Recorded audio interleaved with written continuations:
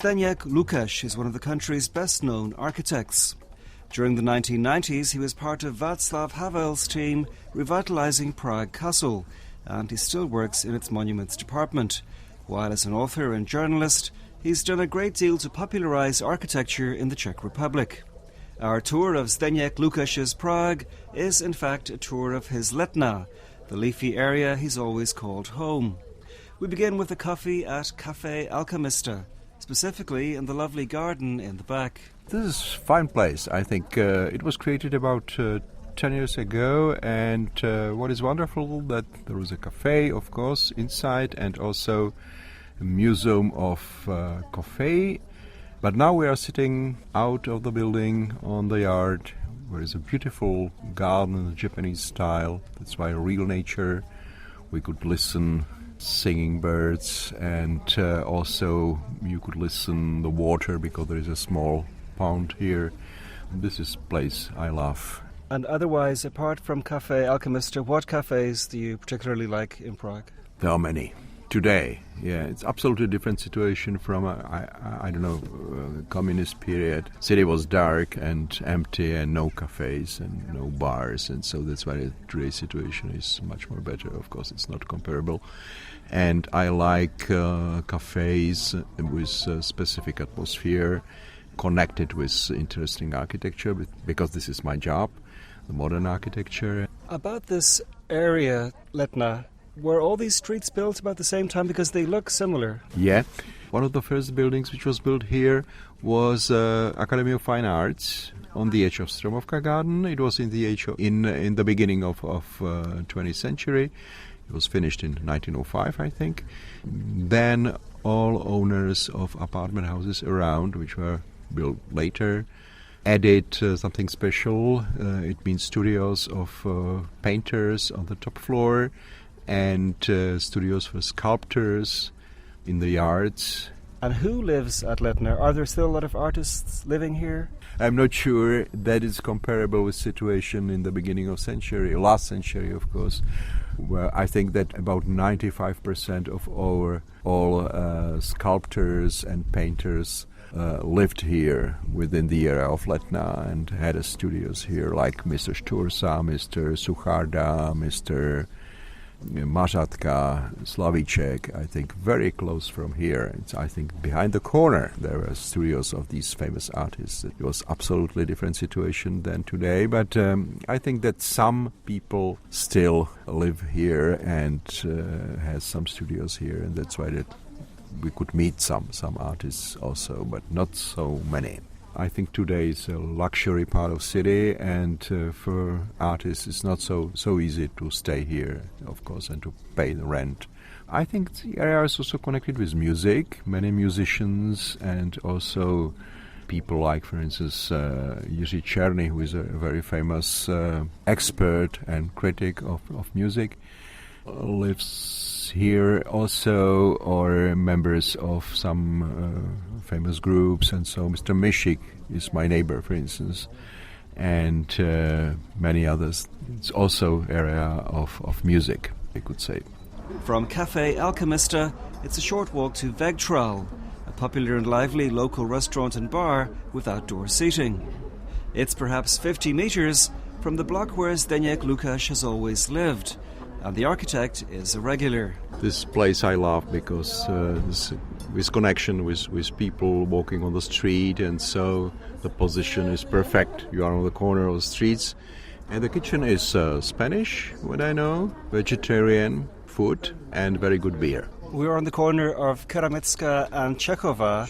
And Čechova is where you have lived all your life, is that right? Yeah, that's right. I was born here in one end of the street, and then I moved when I was 27 to another house. Number 29 I changed for number 17. I still here from my childhood till today, and I think it's good. It's very unusual to meet somebody who's lived all their life in the same place. What has it given you being always here? Of course, if you are still in one place the whole of your life, it means to meet people around and to have fixed friends and many possibilities here, and to stop in your beloved pub after tennis match, for instance, or after a job, and so that's why that everything is stable here. What was your childhood like here? Oh, it was fine. I think many possibilities to play in the gardens, and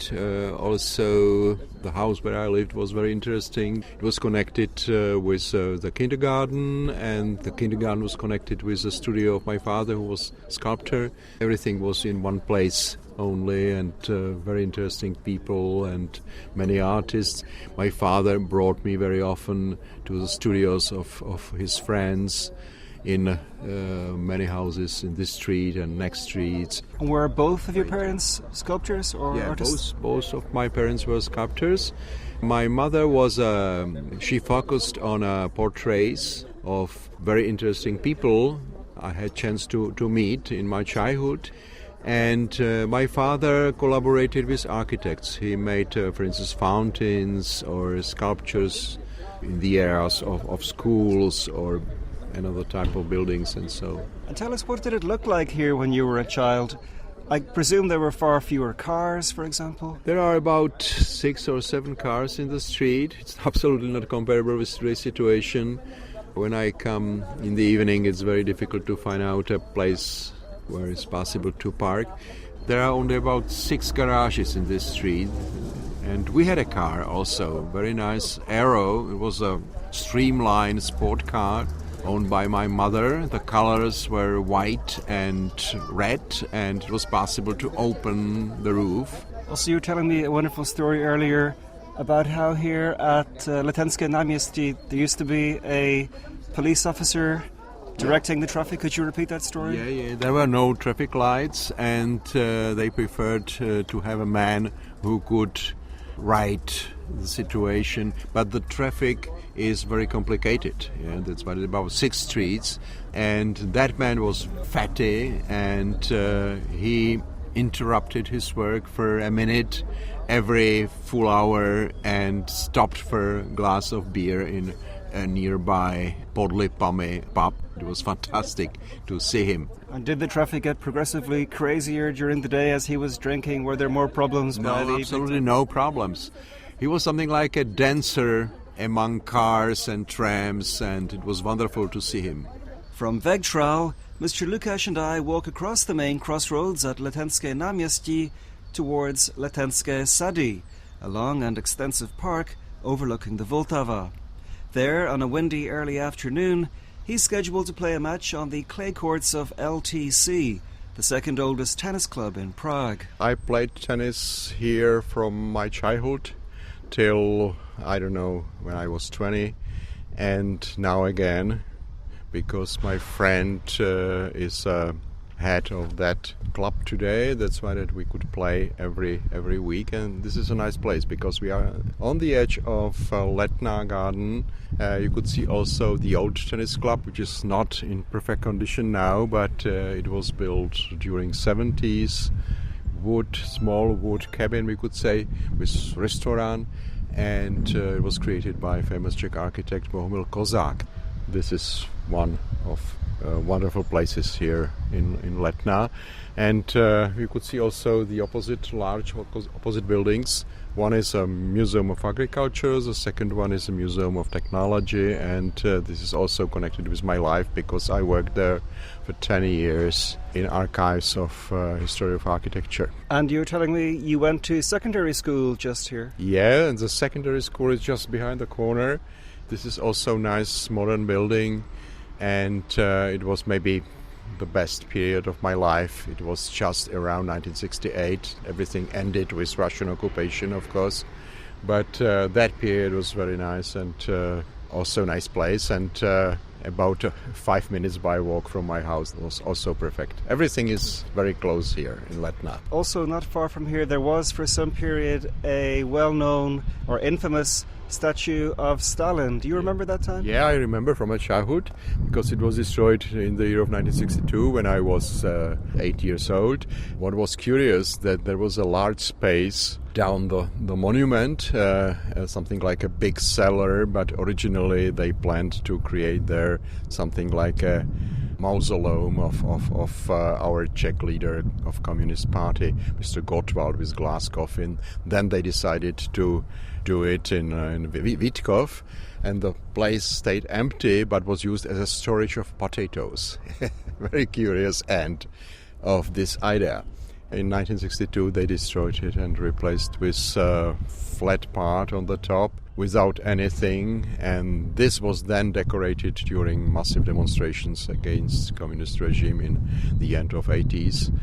Students created the Bell of Freedom from plaster on the top, and then it was replaced with a pendulum measuring time of freedom, which is still there. The Stalin statue was blown up. It was enormous concrete.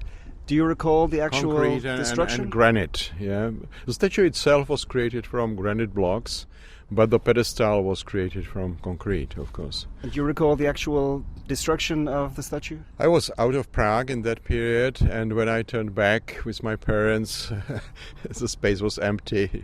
It was a surprise for me because there were no official commentary. Nothing was in newspapers, yeah, and it was done during night, and the first attempt was not successful. Only the knee and the elbow of that monument of Stalin was destroyed. They had a second attempt during the next night and then demolished everything. And I had a first possibility to get to the space under that monument in the year of 1989, just after the Velvet Revolution, and there is a still big pile of small pieces of stone, and everybody of us, of course, try to find out anything like, for instance, bottom or finger or nose of Stalin, but it was totally destroyed in very small particles. That's why it was not possible to find out something like this. Well, now that spot is occupied by this metronome, which you mentioned. Yeah. Isn't there some connection between the metronome and Havel? No, I think that there was a connection between the Bell of Freedom, a student's work there, and Havel, of course, because when Havel was elected as a president, the American president George Bush Sr. came to Prague and he had a speech in Wenceslas Square, and he brought a small model of the Bell of Freedom. And the history is very interesting because the first Bell of Freedom, but very big one, was created in the beginning of 20s in the United States and sent to President Thomas Garrick Masaryk. And when I started to work in Prague Castle at Mr. Havel's office, somebody sent me a letter because that original Bell of Freedom disappeared somewhere during communist period and nobody knew where could be. And somebody, old lady, wrote me a letter that her father once mentioned, he was a builder, that he hanged this bell on the top of the tower of St. Anthony Church here in Holešovice. And I climbed up the tower and I found the bell, which was covered with special painting to cover the inscription on the bell. Yeah, that's why that we had chance to find out the real Bell of Freedom from Woodrow Wilson, sent to Czechoslovakia after 1918. And then Mr. Bush sent to Havel the small copy of this bell, and this bell was right on the table of his office. And in that case, do you know how did the metronome come about? Was it produced by some artists? This metronome was created by artists, Mr. Novak, who was professor of School of Applied Arts after 1989, and that man created it as an advertising of the show which was held in a Prague exhibition area in Bubenec. It was an anniversary of big show of 1891. It means just after 100 years after. Yeah, it was something like an advertising of that show. And I think that still, if you see the pendulum, there are inscriptions, and one of these inscriptions could tell you the story that's connected with that show.